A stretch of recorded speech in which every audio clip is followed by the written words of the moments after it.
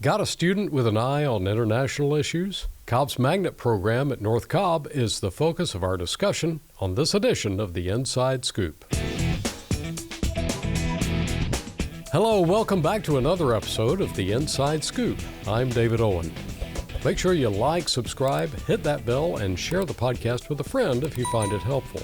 They'll appreciate it. Cobb School's magnet programs offer a wide variety from which you can choose, and one of those options is the North Cobb School for International Studies at North Cobb High School. Here to tell us more about it is the program's coordinator, James Auld. James, welcome to the podcast. Thanks for having me. So briefly, let's just start with telling us a little bit about you, and then we'll get into the program.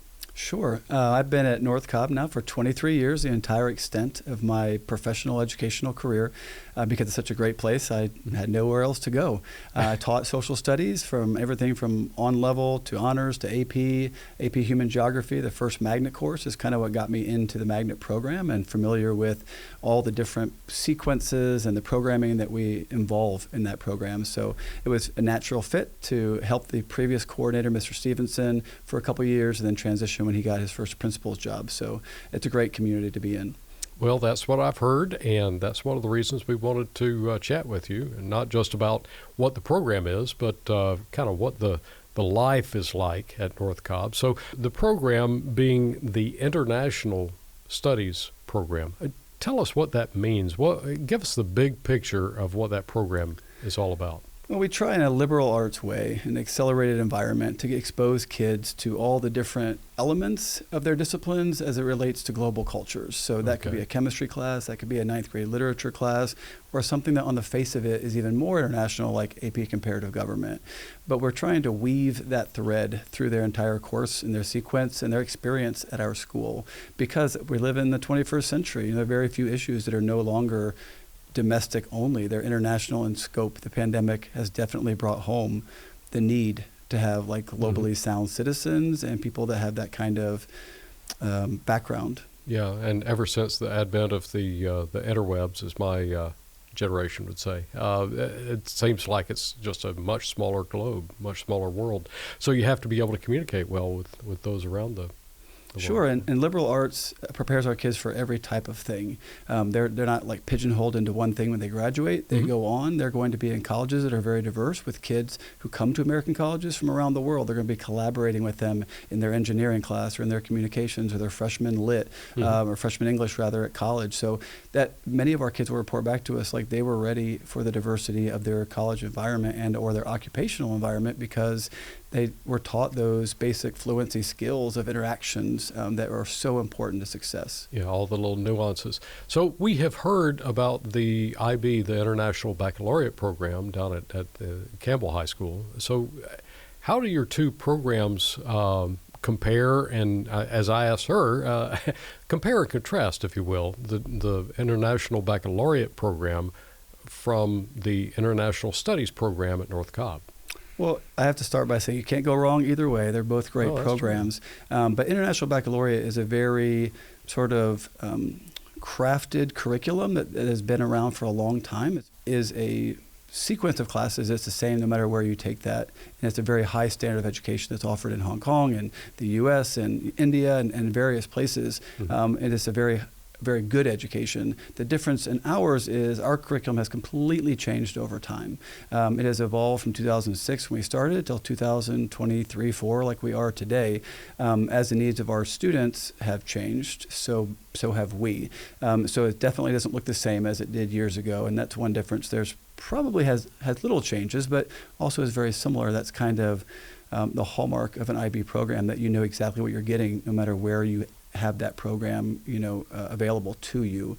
So there's a little bit more flexibility maybe in ours. I think that they have science choices, and they're very much in depth. They choose a language, I think, and choose a science and spend multiple years on that. And we do some of that with our languages, but not necessarily with our sciences. So I would say that the courses, the requirements, and the sequence of the courses is fairly different. The international focus in creating global citizens is no different. How we get there probably is a little different. So hopefully people and parents can go and students to open houses, because that's the easiest way to kind of feel that difference and ask those questions to kind of nail down on the minutia. Okay. So one of the things you touched on there was the languages component. I believe, if I remember correctly, she said that the IB program didn't have as many language options. Tell us all about the language side of your program. Yeah, obviously it's really hard to completely appreciate a culture or really dig deep into it without being able to at least access that on a basic level. I don't think many high schools will generate fluent people as a junior or senior, but we definitely try to get as close as we can. Yeah. We have 4 language requirement credits at our program. The average college might need 3.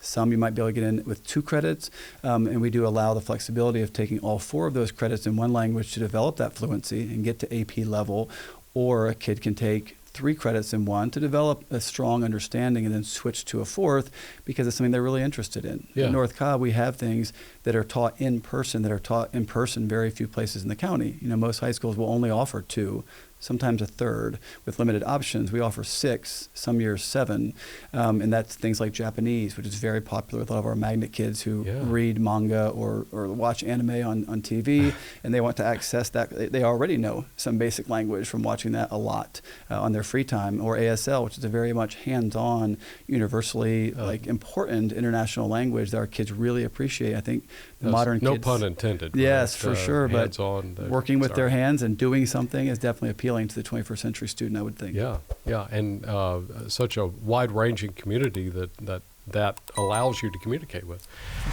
sure. So how do the students in the program, International Studies at North Cobb, relate to the general ed students on campus? Is there a wing with is it a gated community kind of thing, or is it like how do they interact with kids? We pride ourselves at North Cobb, and I've worked with a couple of principals now, and of integrating as fully as we can with still keeping the educational requirements and the educational experience notably different. So for us, we do that with a cohort system that we support through a bundle. So most Cobb schools are on a 4x4 block schedule, where kids will have 4 classes, take a break, then do 4 others. Every year we have 2 classes that are paired that meet every other day. Kind of creates headaches for our scheduler, but they're willing to do that because it creates the cohort and that depth of friendship bond, the collaboration that we need from students today to succeed. It allows us to develop and foster that. So that every year that happens, those 2 classes, those are exclusively magnet.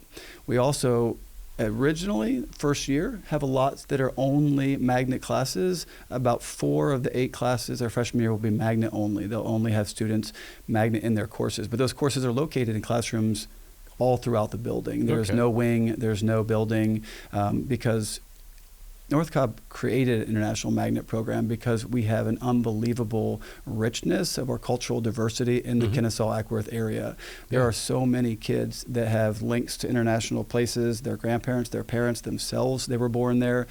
So much so that we have a program called Warriors of the World, where every week we'll interview someone and we switch back and forth, magnet and non-magnet, because it's not hard to do that. North Cobb is a melting pot, and that's why teachers come there and stay, and that's why kids love it, because it's the real world in a very fulfilling way. So we love highlighting that diversity, and we want to be a part of it. We want to showcase it not just in our program, but for the entire community. And I would imagine that sharing that real world experience with actual children of those who have come here from other cultures probably helps them understand and learn it more deeply. Would that be absolutely? We started it because of the pandemic, really kind of handcuffed what we can do to not travel, and we're not doing field trips, and we're not having speakers come in or assemblies to kind of really learn from firsthand experiences from this really rich and diverse Atlanta metro area. So we knew that the only way we could really delve deeper into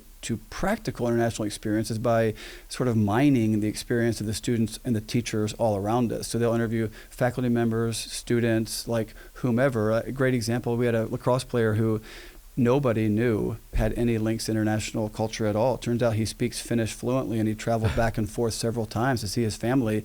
And when it came out, he got asked the question millions of times about what does it mean to be Finnish? Like, what do you do? What do you eat? Like, can you say something for me? And it seems like an offhanded thing, and it probably annoyed him, to be fair. After a while, it was the whole point of what we were doing. We want to have those conversations. We want to create that back and forth among our students, because that will give them the enriching international experience that we want. Yeah, so things you can't learn from a textbook or I guess now a web page or what have you. But yeah, from someone your age who will tell you what it's like to be a teenager. And then that next person says, oh, well, my parent is from Nigeria or my grandparent is from Russia. Like, oh, yeah, what do you guys do? And how do they think about you speaking English? And what do they think about, how you've Americanized or not? And what do you do at your house? And how often do you get home? Like, now we've just had amazing conversations, and I overhear those all the time when we release those every week. I can imagine those international students who have come here from other countries, or maybe their parents did, are almost like celebrities on campus. Would that be? We have a board in the front, so they're well known. People check out the board, and parents will come into school in the main foyer and look at it and read and kind of see. And not everybody at our magnet program is linked anywhere internationally, but we hope that they all have an interest and a curiosity and a passion for finding it. That's why they might travel with us. That's why they, go on local field trips every grade, like just ninth grade. And right after the break, we're taking all of our freshmen, 105 of them, which is logistically fun, to a field trip. And I get asked a question all the time, like from North Cobb students that are maybe magnet or not magnet in our feeder system. Why should I do magnet?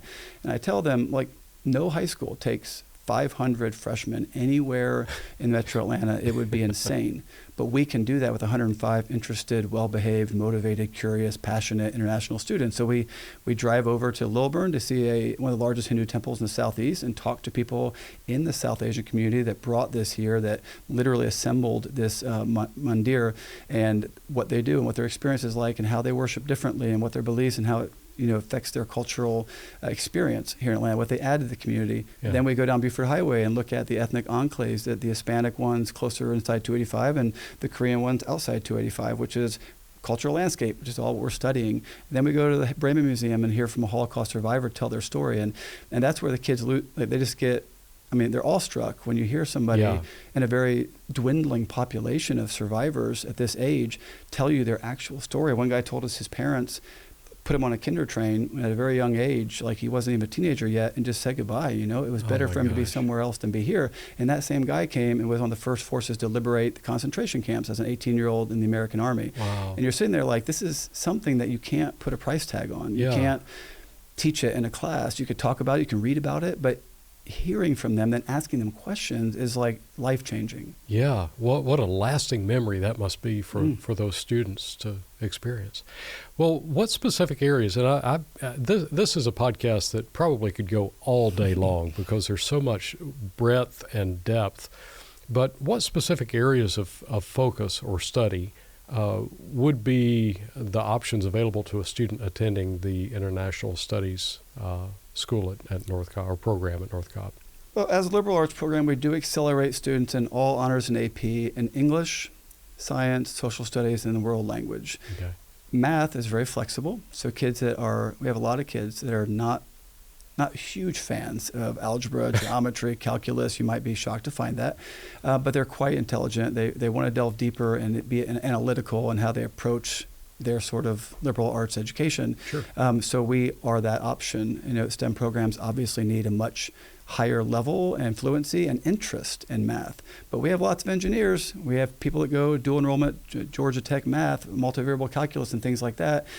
But they know that their engineering career, they're going to be interacting with people from all around the world, and they can do both of those things. So we definitely support them in that. But to get back to your question on the courses and the sequence, we have flexibility in our program to have a kid take 8 semesters of fine arts, or we have football players. One of our linemen on the varsity team has taken 8 semesters of weight training with the football team, or we have students that might take 6 semesters of journalism, 10th, 11th, and 12th grade year, because we have that flexibility to get in all of their liberal arts that are internationally focused and let them complete a different pathway, like a fine arts or a sport, or even a CTAE pathway. We have kids that go through teaching as a profession, or criminal justice, or engineering, or drafting, or so many options, because it's almost like a major and a minor for us. Yeah. And almost like at Pebblebrook, they have majors and minors, and we do too, because international studies, is obviously quite good right alongside any other field of study. Yeah, and again, because it's so broad, maybe that is what gives you the opportunity to do that. So you kind of touched on this, but what success stories do you have to share with us? Are there any notable graduates that you'd like to call our attention to, or even just current students that you're super proud of?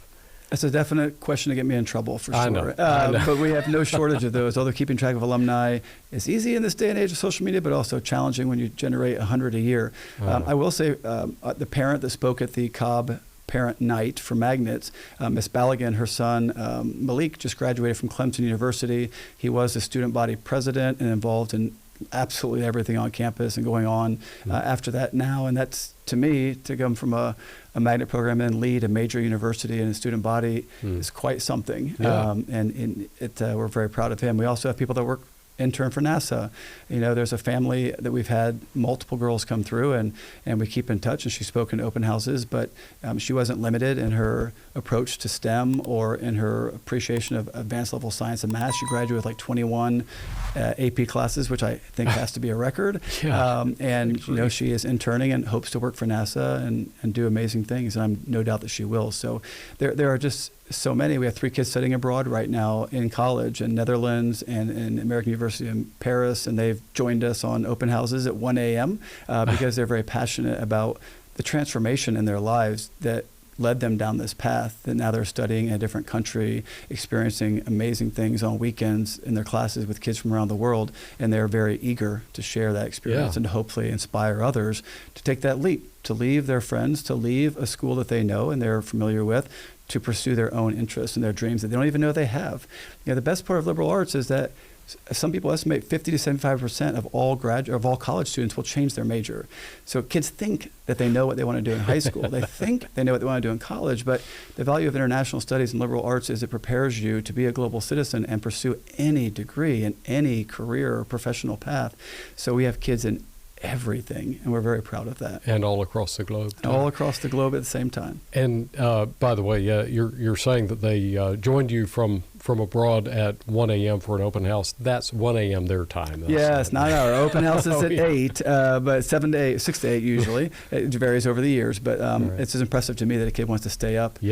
Past, not that a college kid wouldn't stay up till midnight. Who are we kidding? True. But it's still nice that they do that and give us their time. So parents watching this are wondering, is my kid a good candidate? Is my student magnet worthy, so to speak? What should they look for succeeding in your program? I'd say the first thing is, do they ask questions? Are they genuinely and authentically curious? And that's from everything, from their driving on a road trip to something they hear about at school. Do they share what's happening in school at home freely? Do they do homework on their own, or do you have to drag them through it? Like, school has got to be something that's important to a magnet student. If it's a job or a chore, it's not going to be a great 4-year experience. If it's that curiosity will pull them through everything, because it's not a chore then. Like I always say, if you do what you love, you don't work a day in your life. And that's the kind of thing we want from a magnet student. This is not hard for them. It's not challenging. It's something they have to do. It's something they hopefully really enjoy. Yeah. So if the individual watching this or the family watching this decides, this really sounds like it might be up my alley, or up, the thing for my student, how do they begin that whole process? Well, thankfully, Cobb makes it pretty easy. We have an online portal, and that opens up in just a couple of weeks right after September break. The application really only takes an hour and a half, maybe 2 hours. They can put more time in, they're allowed, but certainly it saves their progress as they go. We give them a long window of 2 months to do that, all the way until December the 1st, which gives you a whole break in the meantime. So we always encourage kids to apply to all 5 magnets, because 95% of the application is exactly the same.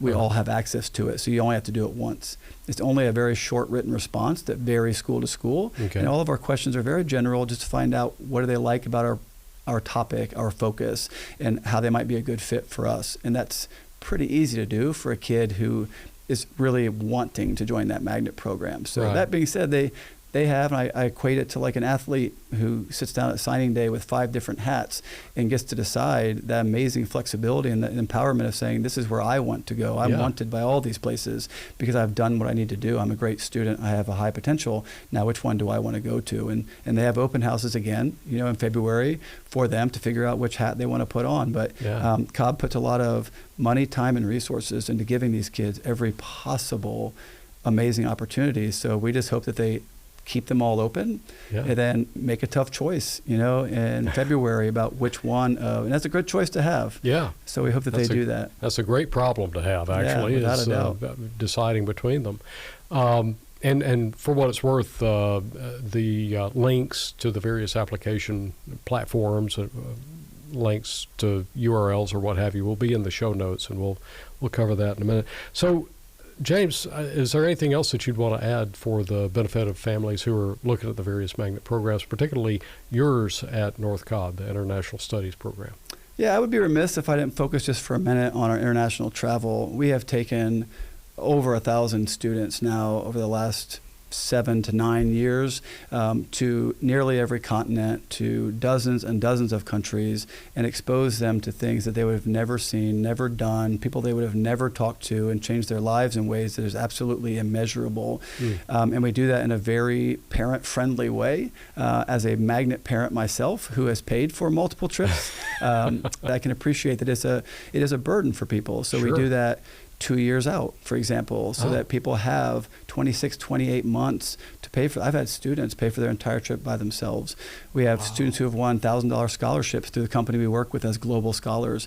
We just gave out $3,000 in scholarships for the next 3 trips just last week because we do everything in our power and supported also by our Magnet Foundation to make travel accessible and possible, very possible for our students. Because there's an Asian proverb, better to see a place once than to read about it 1,000 times. And there's no impact in my professional career I've ever had quite like watching a student change right in front of your eyes when they see or do or experience something that they never thought they would. And it does literally change their lives. 80% of our kids will travel with us. And we also have a DC trip we do every senior year. That's really great because we take, just in November coming up before Thanksgiving break, we take most of our seniors to DC.